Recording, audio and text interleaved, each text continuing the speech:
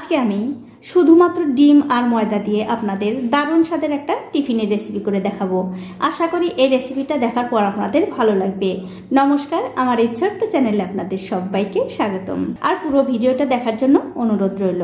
তো রেসিপিটা করার জন্য একটা মিক্সিং বোলে নিয়ে নিচ্ছি দুটো ডিম, তার সাথে দিয়ে দিচ্ছি হাফ বাটি চিনি। এবারে চিনি আর এই ডিমটা খুব ভালো করে ফেটিয়ে নিতে হবে। কিছুক্ষণ পর যখন দেখবেন চিনি আর এই ডিমটা খুব ভালোভাবে মিশে গেছে, তখন এর মধ্যে দিয়ে দিতে হবে ছোট্ট এক বাটি ময়দা, আর তার সাথে দিয়ে দিচ্ছি একটু বেকিং পাউডার। এবারে একটু চেলে এই ব্যাটারের মধ্যে দিয়ে দিতে হবে। তারপর সব কিছু মিশিয়ে একটুখানি ঘন করে এই ডোটা তৈরি করতে হবে। তবে খুব একটা শক্ত হবে না, একটু নরম নরম করেই এই ডোটা তৈরি করতে হবে।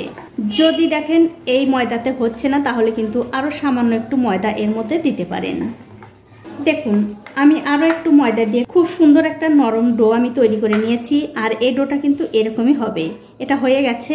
এখন আমি হাতে সামান্য একটু সাদা তেল লাগিয়ে নিচ্ছি। তারপরে এখান থেকে অল্প অল্প করে ডো নিয়ে খুব সুন্দর করে গোল করে নিতে হবে। এটা একটু বড় হয়ে গেছে, তার জন্য একটু ছোট করে নিলাম।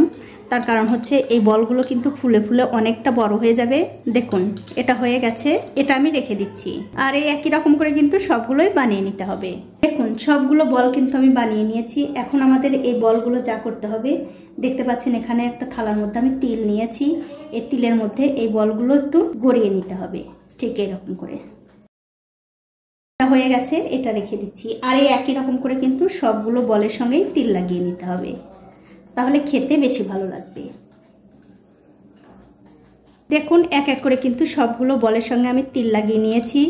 এখন দেখতে পাচ্ছেন আগে থেকে আমি একটু তেল গরম করতে দিয়েছিলাম। তেলটা যখন গরম হয়ে যাবে, তখন গ্যাসের ফ্লেমটা লো টু মিডিয়ামের মাঝামাঝি রেখে এই বলগুলো দিয়ে দিতে হবে।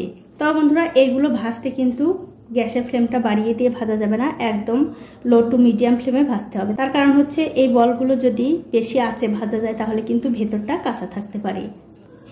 দেখুন, এক এক করে কিন্তু সবগুলো আমি তেলের মধ্যে দিয়ে দিয়েছি। কিছুক্ষণ পর যখন দেখবেন এক দিকটা হয়ে গেছে, মানে হালকা একটু লাল হয়ে গেছে, তখন অন্য দিকটা উল্টে দিতে হবে। আর উল্টে পাল্টে একটু সময় নিয়ে ভালো করে ভেজে নিতে হবে। আর আমি আবারও বলছি, এগুলো কিন্তু গ্যাসের ফ্লেমটা বাড়িয়ে দিয়ে ভাজা যাবে না, তাহলে কিন্তু খুব তাড়াতাড়ি ওপরটা পুড়ে যাবে আর ভেতরটা কাঁচাই থেকে যাবে। দেখুন, আমি কিন্তু সবগুলোই উল্টে দিলাম। এরকম করে উল্টে পাল্টে এগুলো ভালো করে ভেজে নেব। দেখুন, গ্যাসের ফ্লেমটা একদম লোতে রেখে 5 থেকে 6 মিনিট এগুলো আমি খুব ভালো করে ভেজে নিচ্ছি। ভাজা কিন্তু হয়ে গেছে।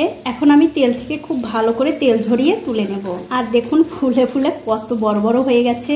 আর এই রেসিপিটা খেতে বন্ধুরা এত ভালো লাগে যে আপনাদের বলে বোঝাতে পারবো না। এখন আমি অন্য একটা প্লেটে রেখে দিচ্ছি। আর এই একই রকম করে কিন্তু যতগুলো আপনারা বানাবেন, এরকম করেই ভেজে নিতে হবে।